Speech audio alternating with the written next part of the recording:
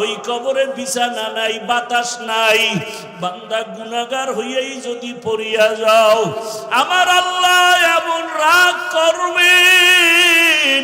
আমার নবী বলেন, আমার আল্লাহ বলবেন, ও ফেরেশতাই নাফরমানের আর ছাড় দেওয়া যাবে না।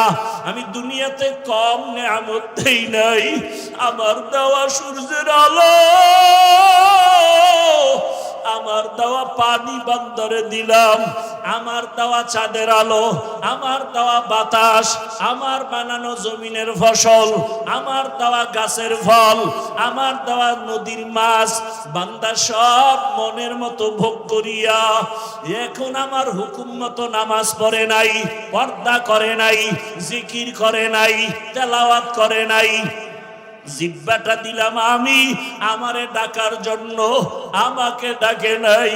জিহ্বা দিলাম আমি কোরআনের তেলাওয়াতের জন্য, বান্দা কোরআন তেলাওয়াত করে নাই। জিহ্বা দিলাম আমি আমার মায়ার রসুলের উপরে দরুদ পড়ার জন্য, আমার মায়ার নবীর দরুদ পড়ে নাই।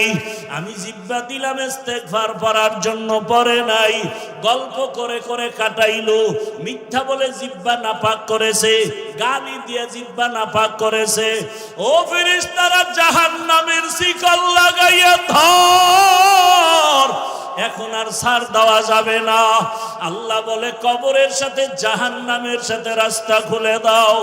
আল্লাহ বলবে, কবরের মাটি এই বেনামাজি গুনাহগার নাফরমানের ধর, দুই পার্শ্ব থেকে এমন জোরে চাপ দাও, দুই পার্শ্বের মাটি এত জোরে জোরে চাপ দিবে, ওরে পাঁজরের